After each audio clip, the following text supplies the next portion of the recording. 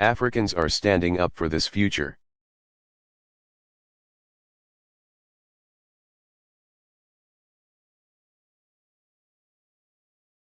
Here, too, in Ghana we are seeing you help point the way forward. Ghanaians should take pride in your contributions.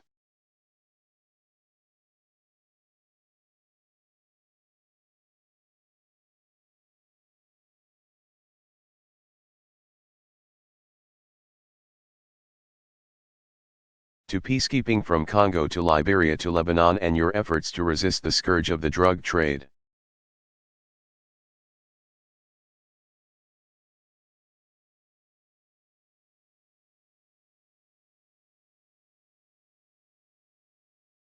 We welcome the steps that are being taken by organizations like the African Union.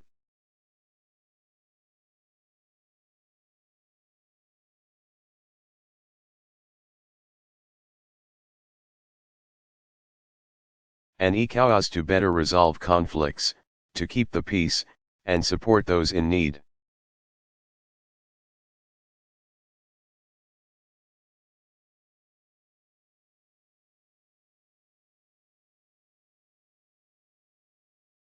And we encourage the vision of a strong, regional security architecture that can bring effective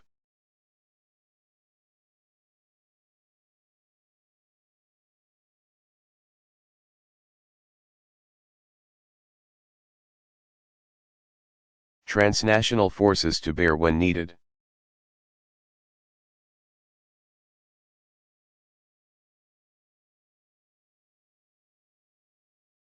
America has a responsibility to work with you as a partner to advance this vision.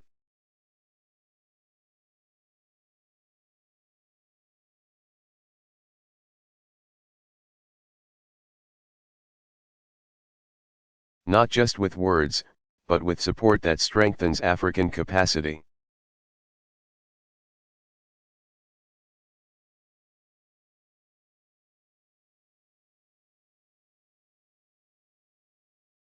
When there's a genocide in Darfur or terrorists in Somalia.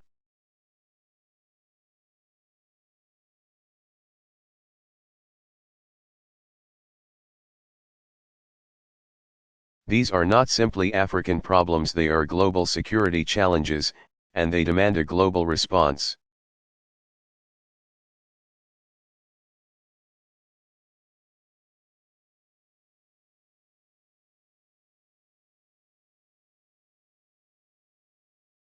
And that's why we stand ready to partner through diplomacy and technical assistance and logistical support.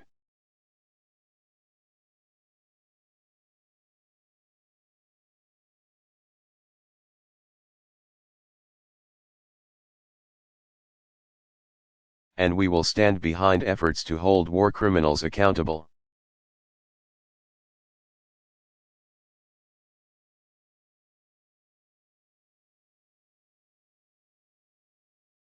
And let me be clear, our Africa Command is focused not on establishing a foothold in the continent.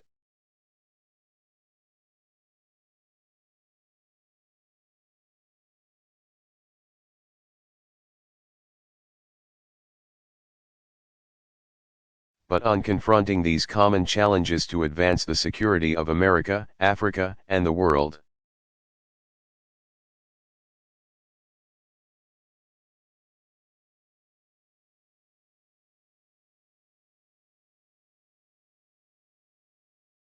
In Moscow, I spoke of the need for an international system where the universal rights of human beings are respected.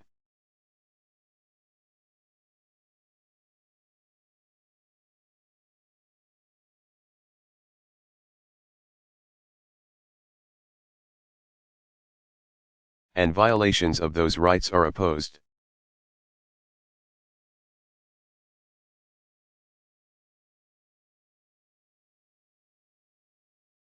And that must include a commitment to support those who resolve conflicts peacefully.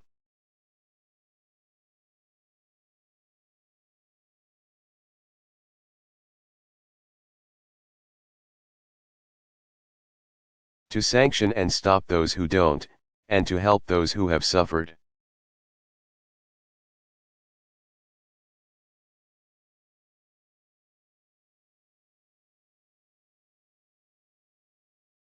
but ultimately, it will be vibrant democracies like Botswana and Ghana which roll.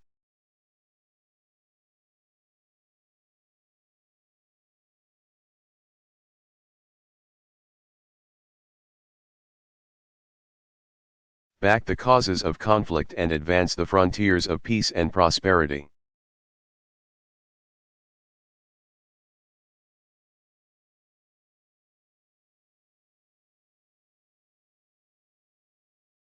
As I said earlier, Africa's future is up to Africans.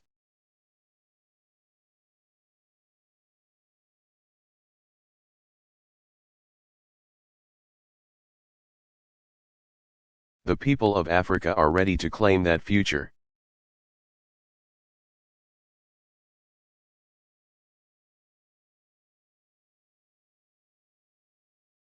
And in my country, African Americans including so many.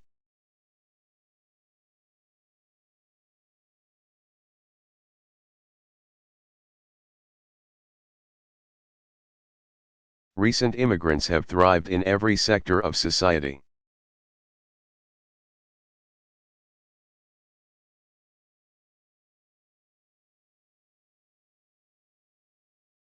We've done so despite a difficult past, and we've drawn strength from our African heritage.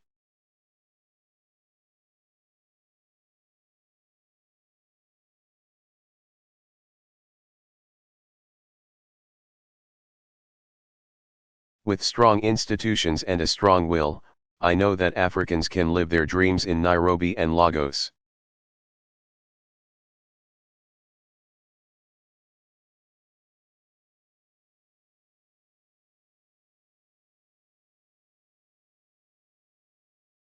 Kigali, Kinshasa, Harare, and right here in Accra.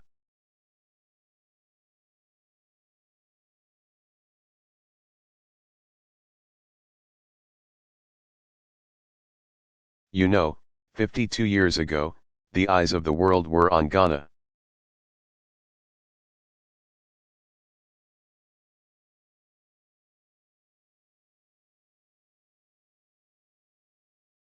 And a young preacher named Martin Luther King traveled here.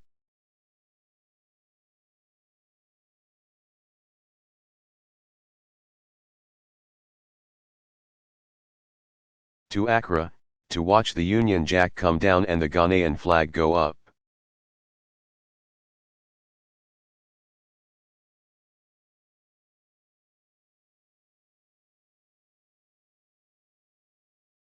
This was before the March on Washington or the success of the Civil Rights Movement.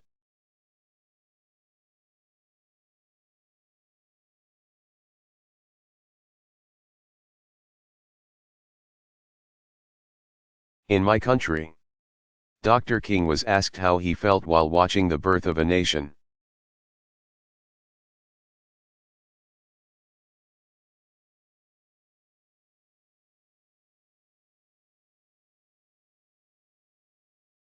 And he said, "It renews my conviction in the ultimate triumph of justice won."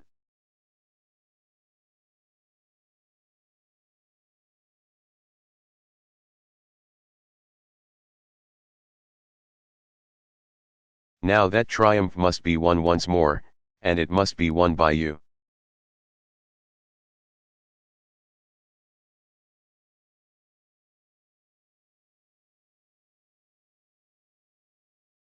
And I am particularly speaking to the young people all across Africa and right here in Ghana.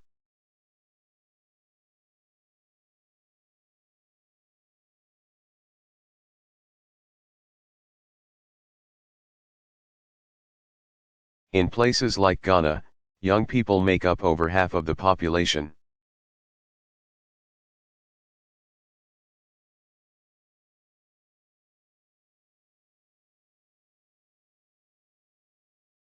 And here is what you must know, the world will be what you make of it.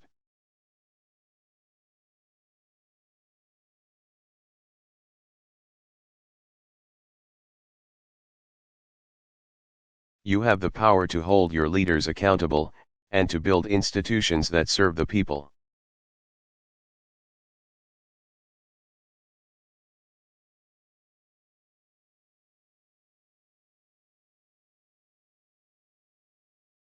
You can serve in your communities.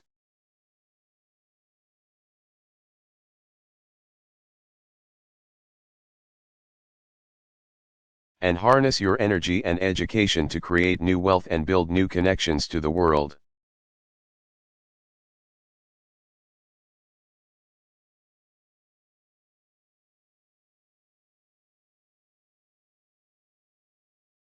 You can conquer disease, and end conflicts, and make change from the bottom up.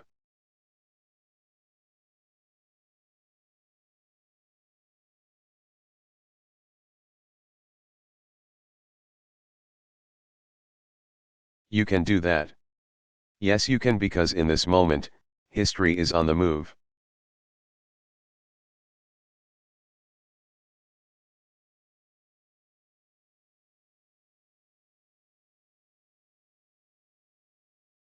But these things can only be done if all of you take responsibility for your future.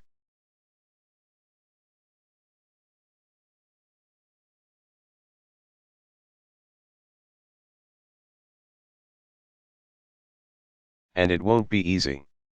It will take time and effort. There will be suffering and setbacks.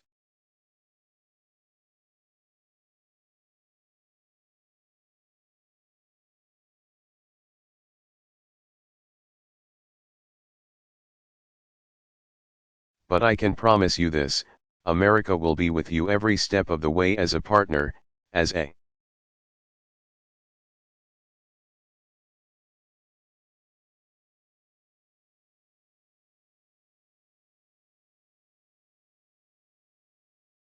friend.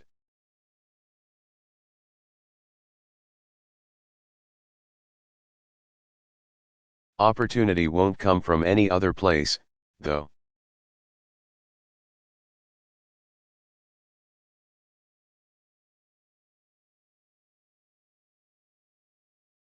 It must come from the decisions that all of you make.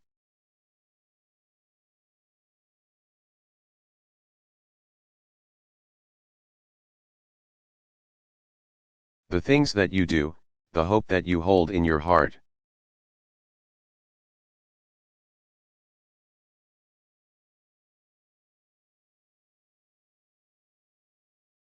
Ghana, freedom is your inheritance.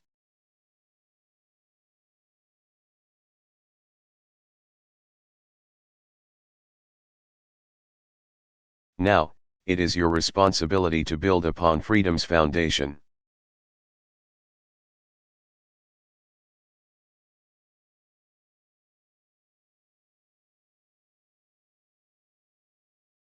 And if you do, we will look back years from now to places like Accra and say,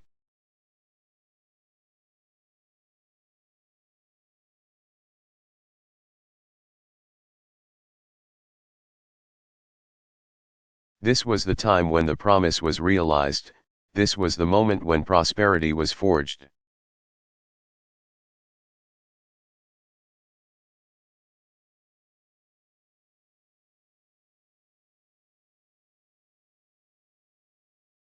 When pain was overcome, and a new era of progress began.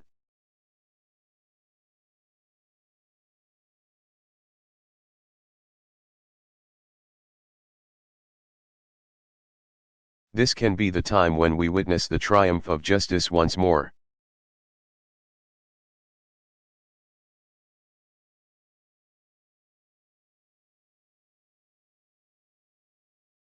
Yes, we can.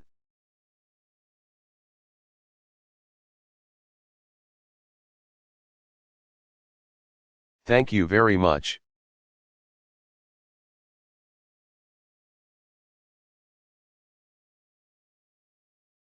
God bless you. Thank you.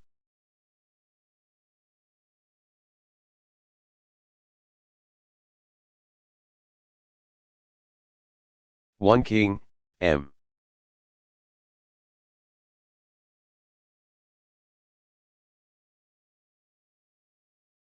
L. 1957. Interview by Etta Moten Barnett. Martin Luther King Papers Project at Stanford University.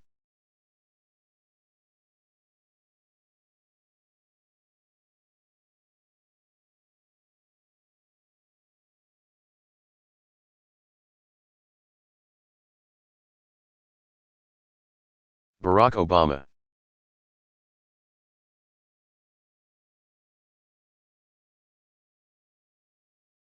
Recorded remarks to Global Climate Summit.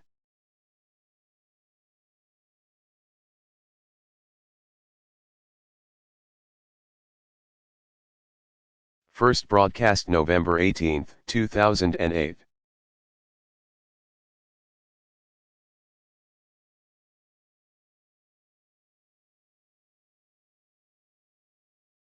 Let me begin by thanking the bipartisan group of you.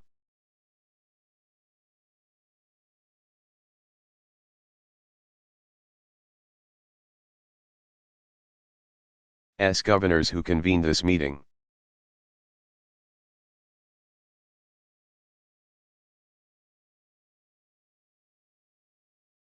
Few challenges facing America and the world are more urgent than combating climate change.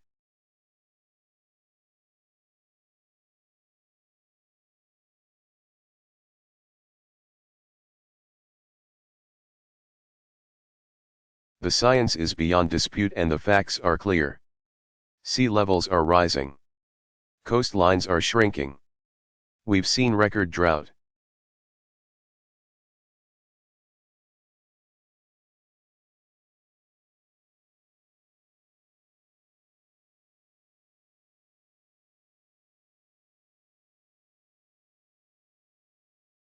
Spreading famine, and storms that are growing stronger with each passing hurricane season.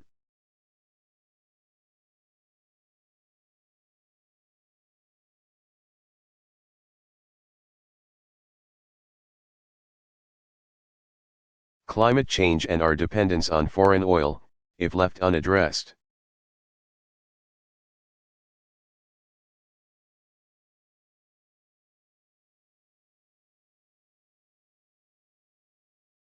Will continue to weaken our economy and threaten our national security.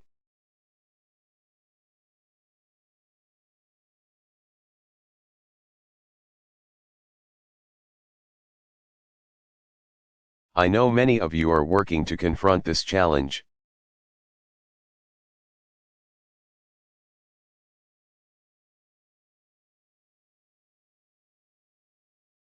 In particular, I want to commend Governor Sebelius, Governor Doyle,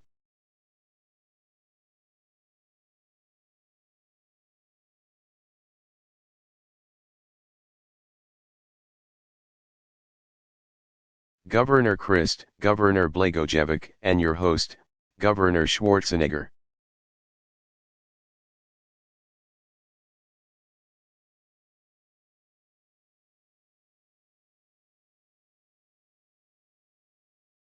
All of you have shown true leadership in the fight to combat global warming.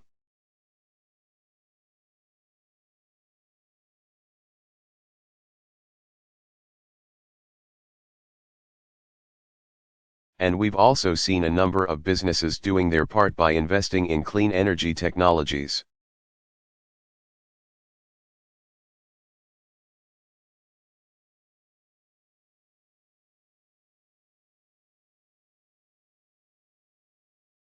But too often, Washington has failed to show the same kind of leadership.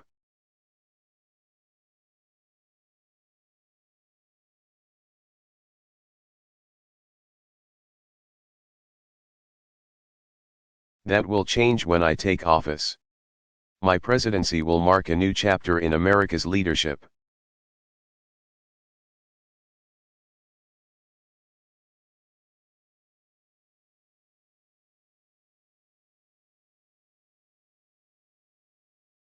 On climate change that will strengthen our security and create millions of new jobs in the process.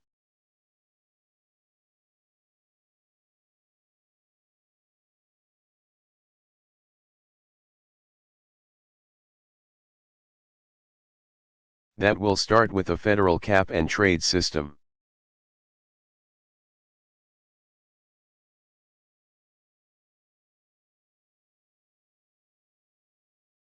We'll establish strong annual targets that set us on a course to reduce emissions to their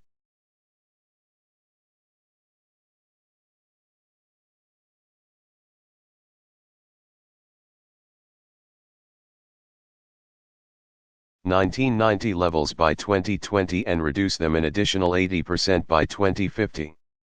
Further,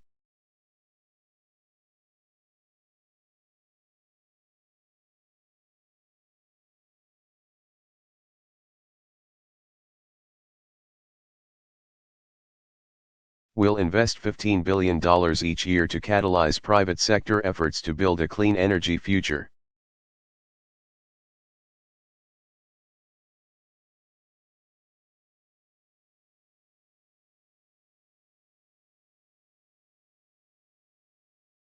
We'll invest in solar power, wind power, and next-generation biofuels.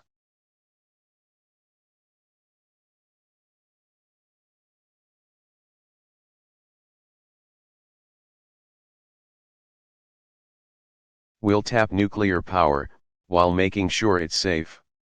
And we'll develop clean coal technologies.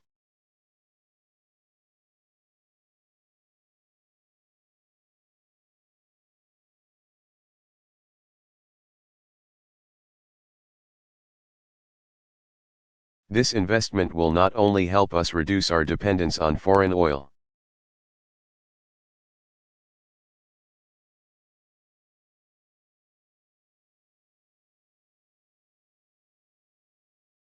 making the United States more secure. And it will not only help us bring about a clean energy future, saving the planet.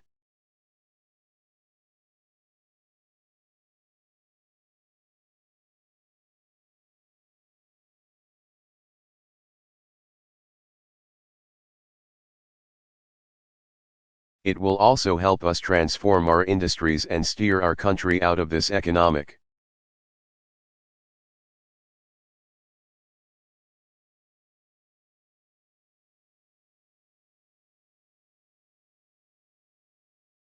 crisis by generating 5 million new green jobs that pay well and can't be outsourced.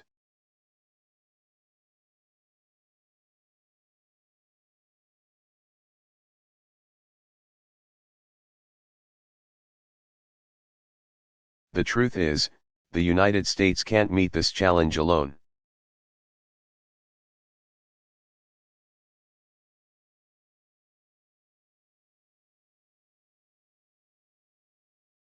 Solving this problem will require all of us working together.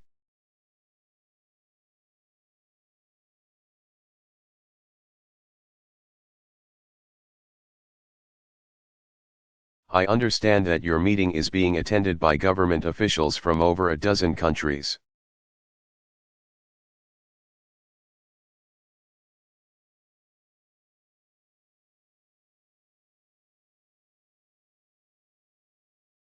Including the UK, Canada, Mexico, Brazil, and Chile, Poland and Australia, India, and Indonesia.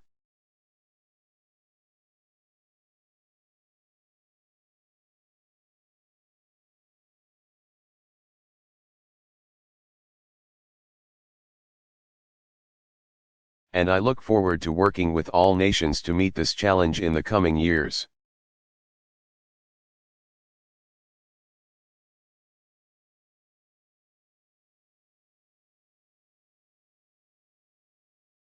Let me also say a special word to the delegates from around the world who will gather at Poland next month.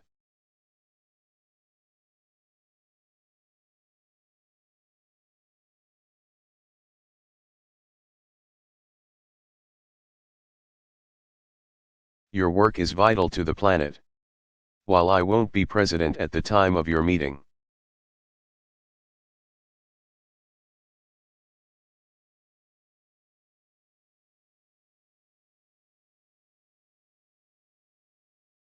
and while the United States has only one president at a time,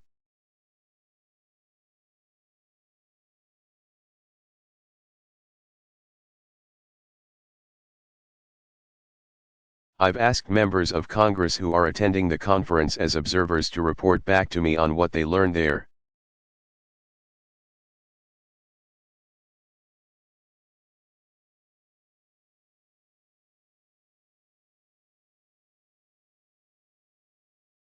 And once I take office, you can be sure that the United States will once again engage vigorously in these negotiations.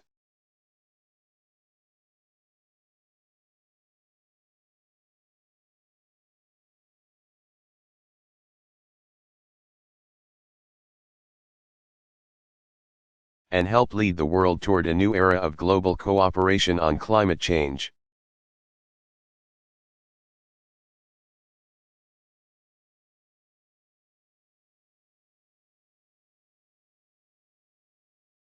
Now is the time to confront this challenge once and for all.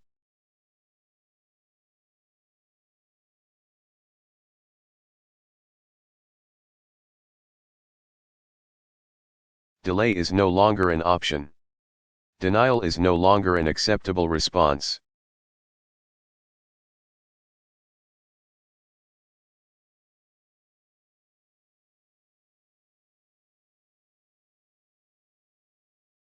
The stakes are too high.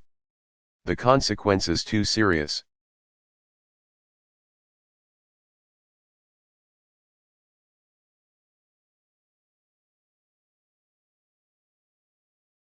Stopping climate change won't be easy, and it won't happen overnight.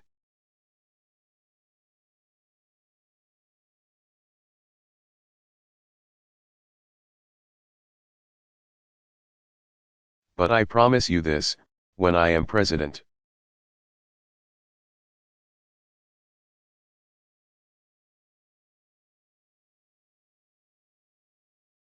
Any governor who's willing to promote clean energy will have a partner in the White House.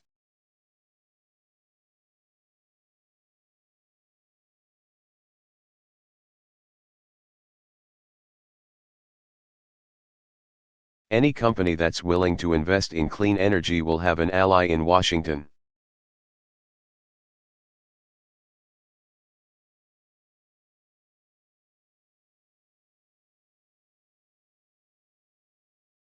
And any nation that's willing to join the cause of combating.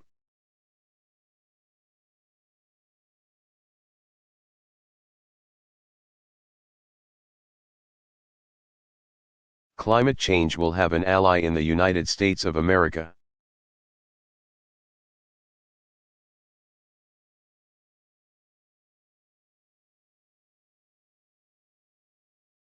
Thank you.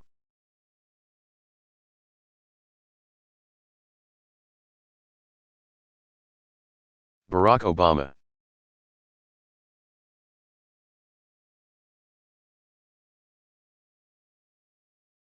Presidential Election Outcome Address.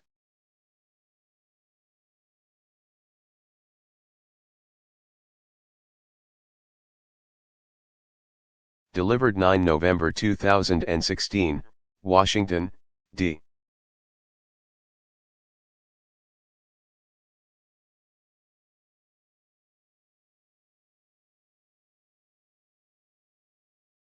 C.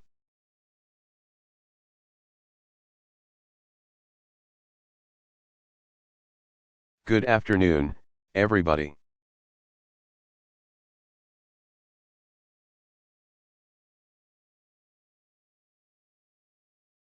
Yesterday, before votes were tallied, I shot a video that some of you may have seen, in which I said to the American people,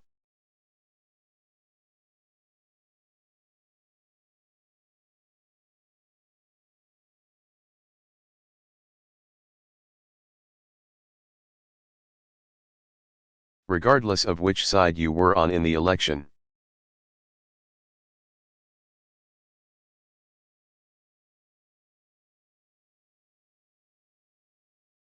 regardless of whether your candidate won or lost, the sun would come up in the morning.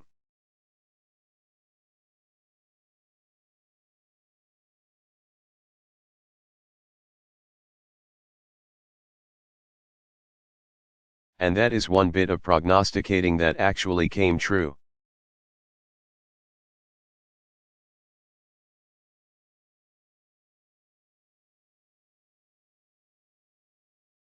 The sun is up. And I know everybody had a long night.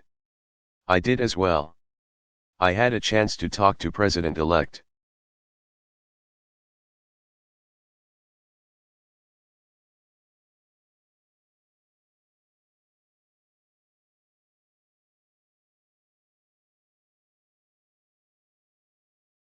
Trump last night about 3:30 in the morning, I think it was, to congratulate him on winning the election.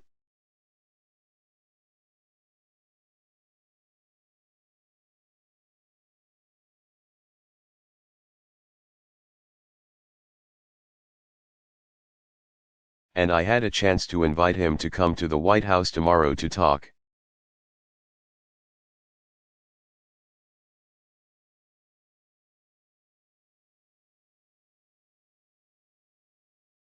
About making sure that there is a successful transition between our presidencies.